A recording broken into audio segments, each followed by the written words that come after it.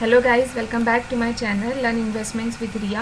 आई am Riya Karmele और आज हम देखने वाले हैं कि म्यूचुअल फंड्स में इन्वेस्टमेंट करते टाइम कुछ बेसिक कंसेप्ट्स होते हैं जो आपको पता होने चाहिए।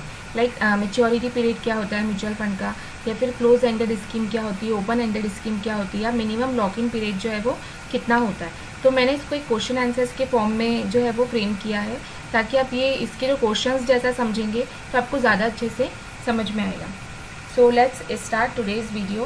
बट गाइज उसके पहले अगर आपने मेरे चैनल को सब्सक्राइब नहीं किया है so please do like, share, comment and subscribe my channel. और इसके अलावा भी इन क्वेश्चंस के अलावा भी अगर आपको और कोई डाउट्स आते हैं म्यूचुअल फंड में इन्वेस्टमेंट्स से रिलेटेड तो आप मुझे वो कमेंट सेक्शन में पूछ सकते हैं।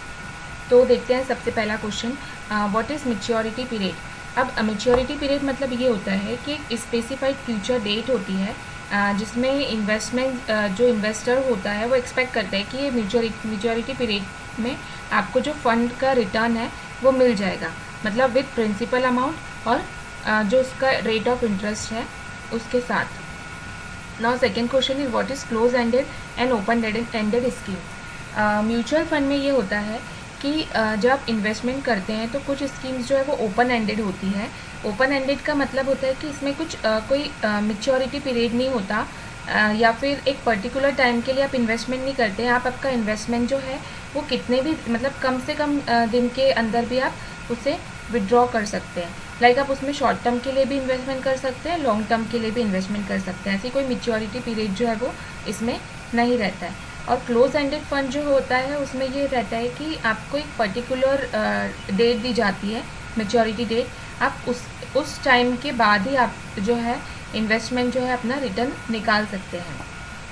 मतलब सपोज़ कि जैसे लॉक इन पीरियड जो है वो दिया जाता है। लॉक इन पीरियड मतलब कि आप एक पर्टिकुलर टाइम तक के आपका फ़ंड जो है वो विड्रॉ नहीं कर सकते।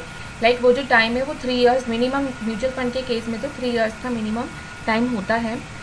और एक डेट फंड जो होता है उसमें एक स्कीम है जिसमें 90 डेज़ का मिनिमम लॉक इन पीरियड होता है। तो क्लोज एंडेड फंड मतलब यही होता है कि क्लोज एंडेड स्कीम मतलब यही होता है कि आप ये समझ लीजिए कि पर्टिकुलर टाइम तक के आप इसमें जो इन्वेस्टमेंट है इसका ये रिटर्न आप उसको निकाल नहीं सकते आपके रिटर्न को।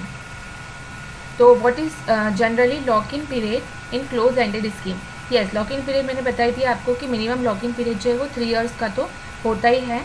और डेट फंड्स की कुछ स्कीम्स है जिसमें लॉक इन पीरियड जो है वो 90 डेज़ का भी होता है। Okay, next question is can we withdraw fund in short term और any time. Yes, mutual fund में आप शॉर्ट टर्म के लिए भी इन्वेस्टमेंट करके आप जो अपना फंड है वो विड्रॉ कर सकते हैं। What is NAV। ओके, अब NAV जो होता है ये आप इसको स्टॉक मार्केट के टर्म में अगर मैं बोली तो आप वैसे समझ सकते हो कि मतलब जैसे स्टॉक में एक पर्टिकुलर प्राइस होता है। जैसे विप्रो है, विप्रो का अगर एक पर्टिकुलर प्राइस चल रहा है स्टॉक मार्केट का, या फिर टाटा स्टील है उसका एक पर्टिकुलर प्राइस चल रहा है, तो वो जो प्राइस होता है स्टॉक का उसको आप म्यूचुअल फंड के फॉर्म में NAV बोल सकते हैं।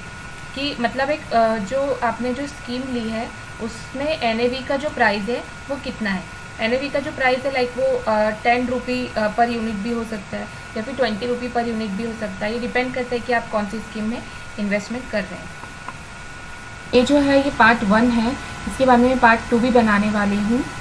सो I hope you like the video. Please do like, share, comment and subscribe my channel.